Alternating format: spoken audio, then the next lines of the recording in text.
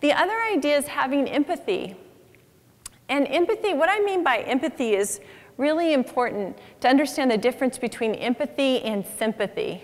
And I didn't really know that until I was diagnosed with breast cancer. But when I was diagnosed, one of the relationships with my brother that was so difficult to manage was because he felt sorry for me. He felt sympathy. And so when I was around him or when he would call me, I couldn't wait to get off the phone, and it was a difficult conversation because I knew he felt sorry for me. And what I learned from EI is that the brain science is that he was actually triggering my fight or flight response by feeling sorry for me.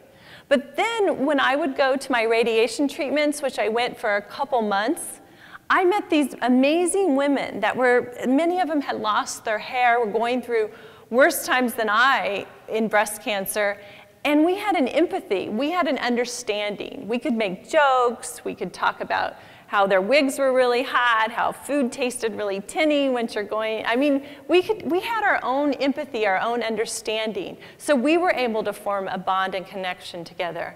So remember that there's a big difference between sympathy and empathy when you're relating to someone and trying to form a connection or a bond.